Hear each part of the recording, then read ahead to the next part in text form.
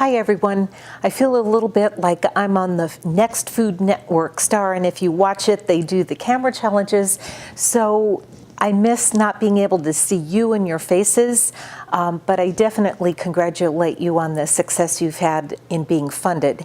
And post-award is really, really important because you get the money, and then how do you carry out the project? And so do pay attention to all the components that relate to the process, and I'm kind of at the end of the line talking about dissemination. And dissemination is important for a number of reasons, even though you probably want to move on and get your next grant. So here are the things that we'll be talking about today. Quite an ambitious outline, but we will move through it to give you a taste about making sure that people more than just your research team are familiar with your results. I think we, especially in the military, often default to presentations, and there are a lot of ways you can do a presentation of your data, but remember, the same presentation repeated many times is still one presentation. And it's not enduring. People can't reach out to it, reference it, use it, and give you the recognition that you need. I just finished reading a systematic review that was done about military research on young children when parents are deployed. And it excited me because 2 TSNRP funded studies were mentioned in the course of that. So to create a legacy, it is very important that you turn your presentations into publications, and that's where the focus of this particular presentation will remain. Publications matter for a number of reasons. You're helping to build evidence not just for nursing practice, but for military nursing practice. They inform your subsequent work for those of you who can plan to have a program of research. The funders will want to see that you've published from each and every study. And you also begin to establish yourself as an expert in a particular area. It's important to TSNRP as well because it enables the director to quantify some of the products, and reports are given to Congress every year and the Corps Chiefs and Directors. And so you're helping the TSNRP director who has helped you through the funding process. And then for those of you who plan to go into a university environment, publications create a stepping stone between the military and academe, because in academe, scholarship is looked at in 2 ways, grants and pubs. That's the plain and simple truth of it. So you can set yourself up for success. Think of the many types of articles. Not all of them are research articles. You have a big pick list from which to choose. And it's been said many times over, those of you doing EBP projects, you've done a beautiful systematic review of the literature. Use that and create a publication from it and let other people benefit from that. If you're focused on a clinical idea, then put that into a clinical journal or a policy journal, so you have lots of choices. Colonel Mike Schleicher, when he was a lieutenant, I know this because I was the chief nurse and he was working in the emergency department, and there are lots of things about Dilantin administration that intrigued him, and so he wrote a paper that wound up in Med-Surg Nursing about Dilantin. That's a clinical publication. Similarly, Colonel Susan Hopkinson, when she was doing her dissertation, it was funded by TSNRP. I had the opportunity to be on her committee, and then we continued working together, and we took literature she had used in her study of interruptions to create a state of the science review that was published, because interruptions also related to the work I was doing. These were not the results from her dissertation, but rather the literature review. Choosing a journal is important beyond the general focus area. So whether it's clinical, policy, education, you also need to match the content, that is the tone of the journal. So some clinical journals are more simple, some are more sophisticated. I would urge you always to choose a refereed or peer-reviewed journal. Those have more appeal to people and are often cited and used more often. Think about the audience. The journal uses, some of the people I work with do HIV/AIDS work, and they might submit their papers to HIV/AIDS journals, but maybe if they want to reach a nursing audience, they're going to choose a nursing journal, and that's a real-life example that happened recently. Also, think about or find and consider the impact factor of the journal. That's simply a mathematical number. It changes from year to year. It's not very stable, but some journals have impact factors and some do not. So at least pick a journal with an impact factor, and that way, again, the chances of your work being seen and used are greater. And above all, when you were writing your proposals, you were told, get the guidelines, read the guidelines, follow the guidelines, and the same is true for author guidelines. They differ for every single journal, and it's how you format, the number of words they'll allow, and so get that early on to guide your work. It'll make it simpler for you. Also be wary of, or aware of, I should say, open access journals.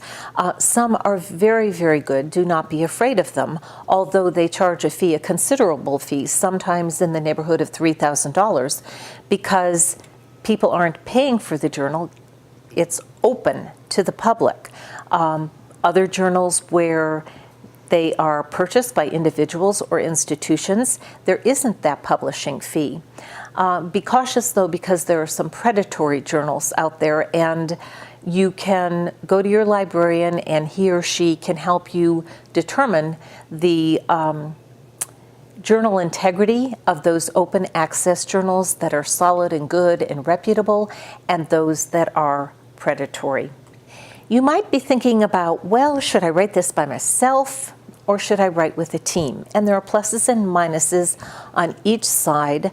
Writing with a team has many good features and also many detractors. So it really is a combination of things that you have to think through very carefully. And I personally have lost friends by writing in a team. I don't know, sometimes people just behave strangely, and it's an unfortunate thing, but it's a realistic thing and you need to be aware of it. When a team is involved, you need to outline who's responsible for what. You also need to set deadlines on things. What's due by a certain date, and life happens. People will always have trouble keeping up with certain deadlines. That's okay on occasion, but when it becomes a pattern, if you're the lead author, you may have to have a conversation to say, are you really serious about continuing with authorship? The order of authors is important. The lead author is the first author. Where the most senior author falls is there is no convention for that. So talk about that among your team. Many nursing schools are now looking at the last author as the senior author, and that has meaning in an academic world. So this isn't a matter of drawing straws and figuring out where the names go. Negotiate it and be clear about it. Write it down. Make sure everybody understands, because this is one of those areas where tense moments can happen down the road. And then if you're a co-author, be responsible. Do your share. Do it in a timely manner. Also think about authorship ethics, and this is something I have very strong feelings about. The International Committee of Medical Journal Editors has a many-page document that talks about ethics, and that document is used by many scientific journals, including most nursing journals. And to be an author, you must either design or analyze data. You could do both, but it's design or analyze, so you can do just one of those, but you must help with the writing. So it's difficult sometimes if you're trying to publish from a dissertation and faculty think their names should just be added. If they don't help with the writing, that doesn't qualify. And think of those big EBP projects where you have a lot of staff who are involved. Do they help with the writing? So this is a ticklish issue, and again, it's part of negotiating authorship. If people have helped a lot with a project, maybe a statistician, but they don't qualify for being an author, then acknowledge them. Maybe you don't acknowledge every nurse's name who is a part of an EBP project, but you say, we are grateful for the help from all the nurses on 9 North and 6 South who were instrumental in us completing this work. Be aware also of plagiarism, and that's when you use someone else's words as though they are your own.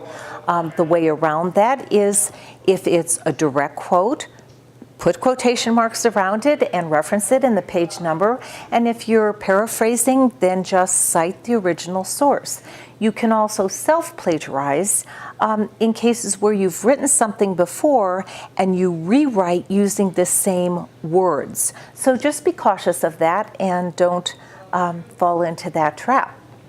There are many reporting guidelines, for systematic reviews. The PRISMA guidelines are used very commonly, but there are other reporting guidelines. So if the work you're publishing is a randomized controlled trial or is a QI project, get the appropriate reporting guidelines and follow them as you prepare your publication.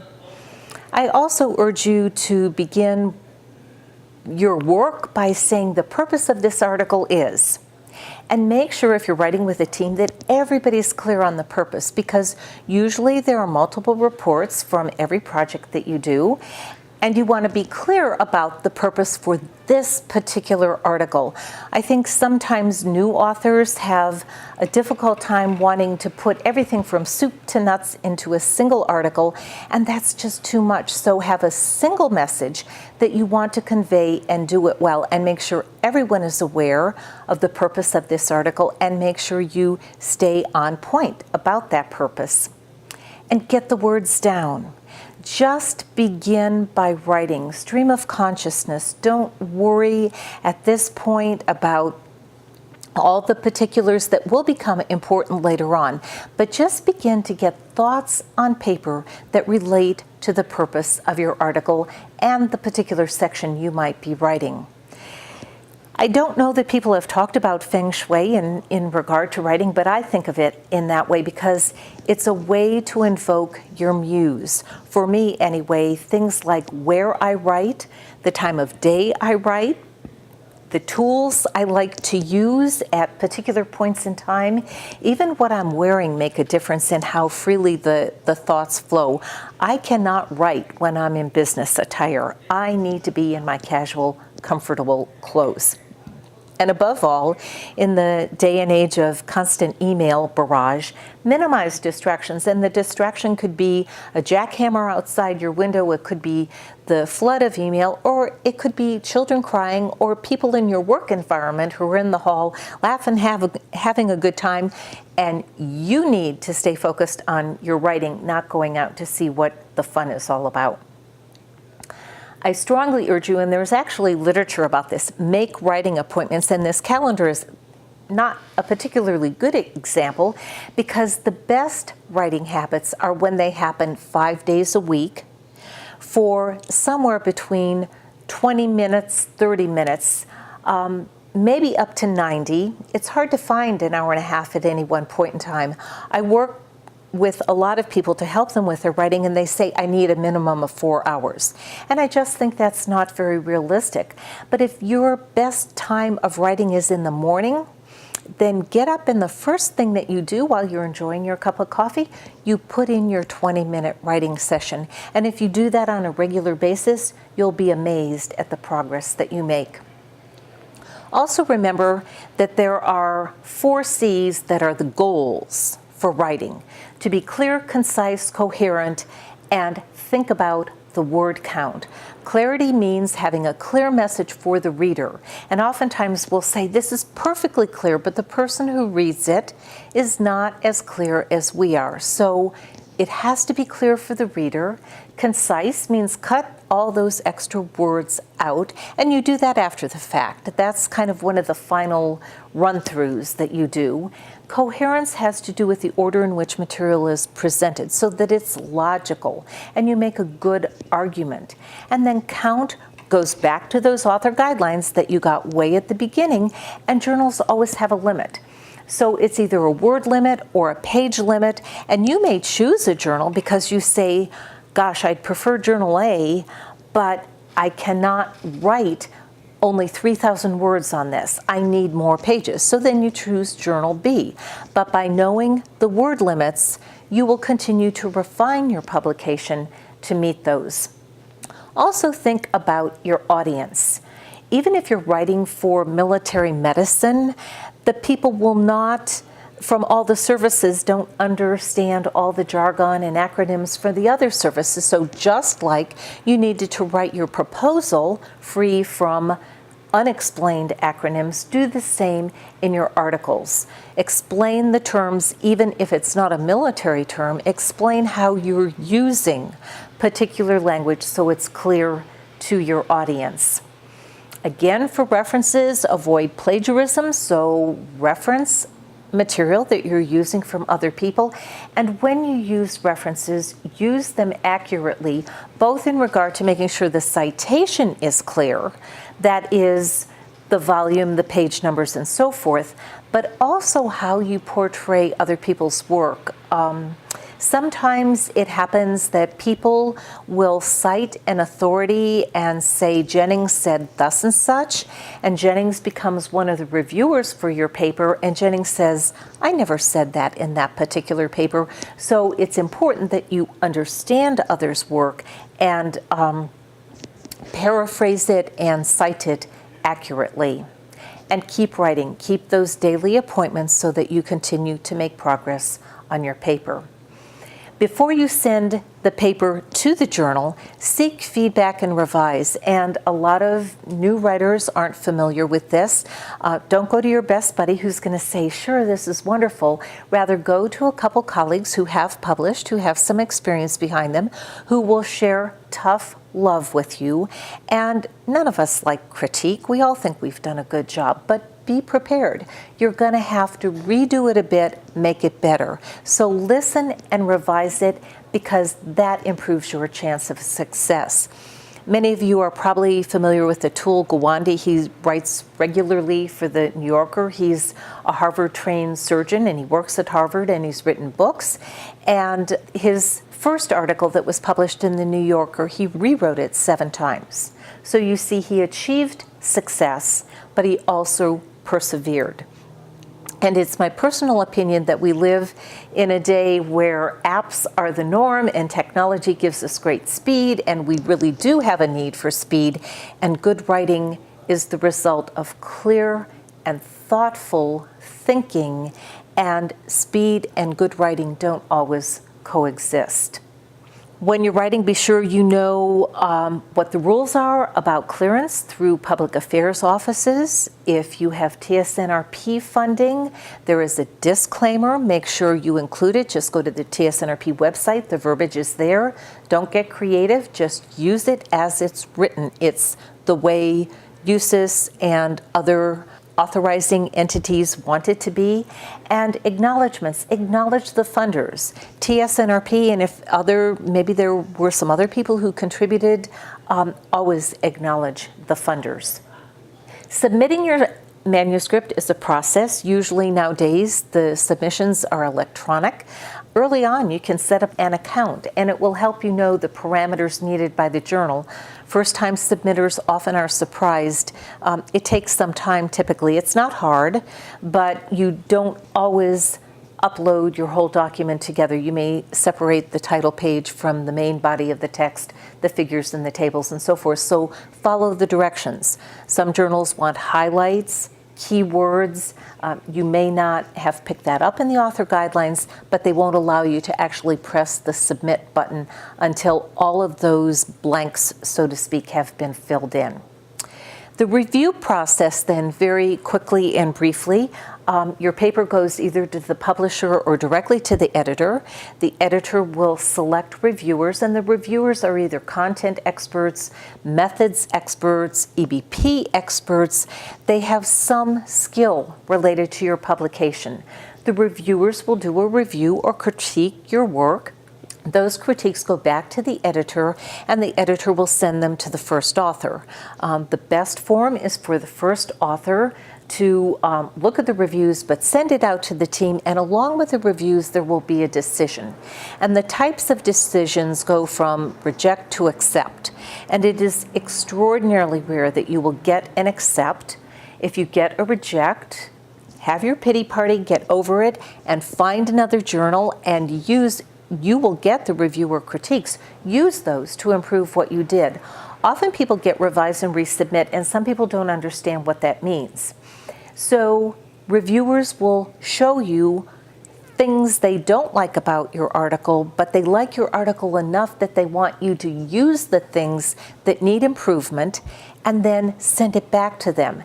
And that's a big foot in the door. So don't lose that opportunity, and perhaps go to a colleague who has published before and get some help on how to do revise and resubmit.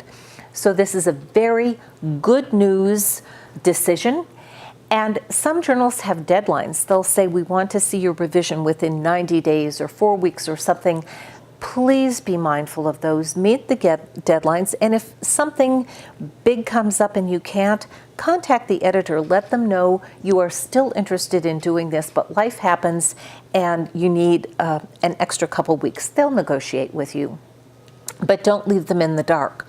Also have a process for mapping out your responses, and there's a great paper by Behringer that goes through how to take reviewer comments and create an author response table. This table is probably as important as your manuscript itself because it shows due diligence on your part to make the corrections. Now be mindful, if you greatly disagree with something and a reviewer is telling you, it's okay to indicate in your response table that we have given thoughtful consideration to this reviewer's suggestion, and for these reasons, we're leaving things as they were. Please do not do what I have truly seen many times. The author response will be something like, thank you very much, we've made the changes, and no changes were made. That absolutely infuriates reviewers, and then you're almost guaranteed a reject on that resubmission. Once your manuscript is accepted, you're still not quite done. There will be some forms to fill out related to conflict of interest and copyright. Generally, those are needed from all the authors. So some authors are more responsive than others. You'll need to herd the cats. And then there are page proofs or galley proofs. And this means your article has been edited by the editor and it's ready to be typeset, and they want you to give it one last check. Do a very careful read, double check the references, and let me go back. Do a careful read, and you're not going to find it matching what you sent in word for word because it's been edited. And don't quibble about little word changes, but do look carefully for things where maybe you wanted something to say do not do X and somehow not fell out. So you need a detailed read. It's not a quick scan. And often there are what are called author queries, and they'll just say, here are the questions for the author. Sometimes they're simple things. Are the authors still at these particular locations? And sometimes they require a little bit more work to address, but they'll number them 1 through however many they are, and in your response you just say response to author query 1 through whatever the total number happens to be. And then celebrate your success. When that paper is in, celebrate your success, but I urge you to then take the next step, start on your next proposal, your next presentation, your next publication. Keep writing, make writing a habit for a lifelong practice as a scientist, as somebody who's doing EBP projects, because dissemination is a critical part of being a successful scholar, both for yourself and for TSNRP. So good luck, and thanks a bunch for your time.